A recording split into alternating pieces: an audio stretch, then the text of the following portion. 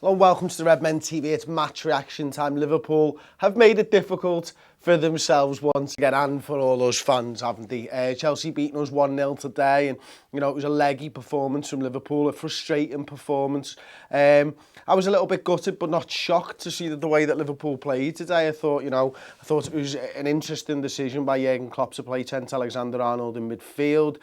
Klein looked a little bit rusty at right back. The midfield looked tired, and I can understand why Trent was played in midfield because Gini Wijnaldum, James Milner, and Jordan Henderson, who I thought played well when he came on.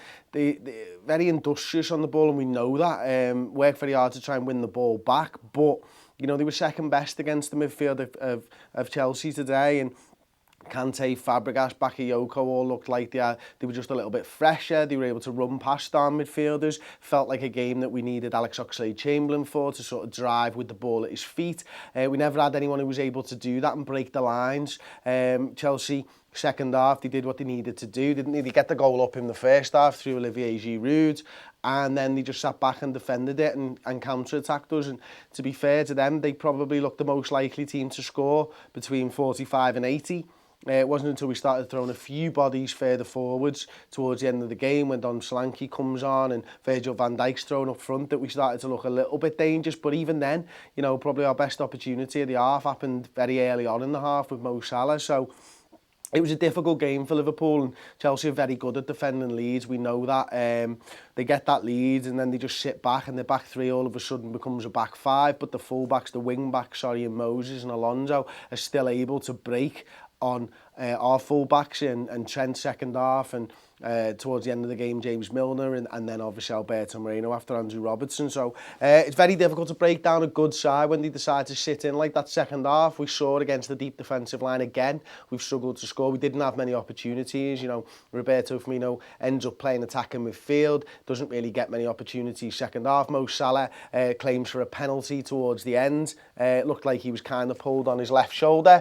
But again, Si said it when we were sat here watching, you'd still say it was a bit of a soft penalty if it was given, although I do personally think it was probably a penalty. And then the ball just wouldn't break to Salah, would it? Every time he sort of picked the ball up inside the penalty area, Chelsea defenders were out to him, or, it was a miscontrol and he was heading away from goal, and then Dom Solanke gets a header late on, and that's well defended by Rudiger, I think it was. So all told, you've got to take your hat off to Chelsea. They defended it well. They got the goal that they wanted, and they've put pressure on us in the race for top four. It's going to be difficult. We know it's going to come down to that last game against Brighton, unless Benitez can pull something out the bag.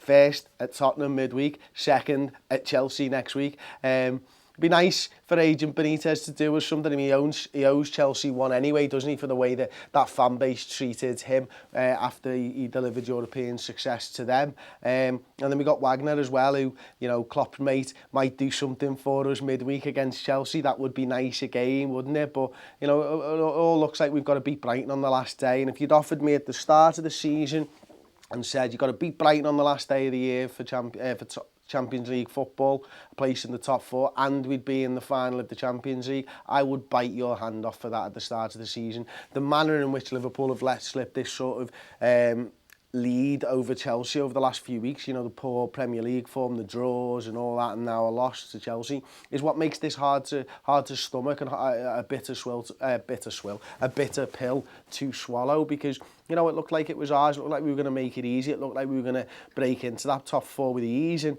unfortunately it hasn't worked out like that. I think every Liverpool fan knew going into the season we didn't have probably the strength and depth that some of the other top sides in the league have. We've had to pick and choose our battles this season as the season's gone on. We've picked the Champions League over the Premier League the last few weeks, and it might come back and bite us on the arse, but would you swap it for the world? No, you probably wouldn't. The fear is there. The little demon's talking to me on my shoulder. Well, what if you miss out on top four and you lose the Champions League final? I'm just going to have to turn around to it and tell it to fuck off and shut up, because I'm not listening to that, because we've got a final in Kiev and we're going to beat Brighton next week and we're going to get into the top four. All right, you prick. So there you go. That's what I think. I genuinely think Liverpool are still going to make it into the top four. I think we'll beat Brighton. I hope that they're on the beach. I hope that there's not players was playing for moves or anything like that. This Liverpool side, we've got 1 week. We've got to prepare right for this game. We will prepare right for this game. These lads who look tired will be much better next week because they won't have had midweek football. There's no travelling. It's get back to Liverpool, play at Anfield in front of a fan base and a crowd that wants to welcome home their heroes. You know, they played away at Roma, they've played away at Chelsea. We want to give them the credit they deserve. We want to give them that lap of honour. We want Champions League football next season, just like every single one of them lads on the pitch wants Champions League guaranteed next season, next week at Brighton. That's what we're in it for now.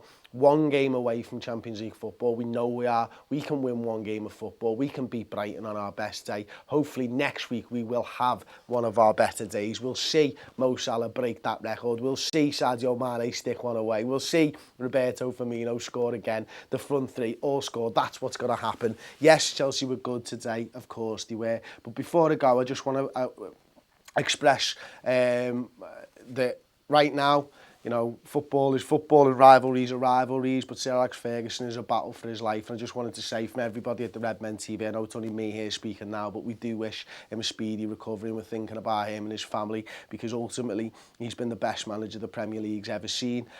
He's been incredible. He took Manchester United to places in the Premier League that I never thought they'd be able to achieve, and that man and that will, and you know, there's a grudge and respect there. He has been superb, and hopefully he can prove that he's a massive fighter and that he can get through this.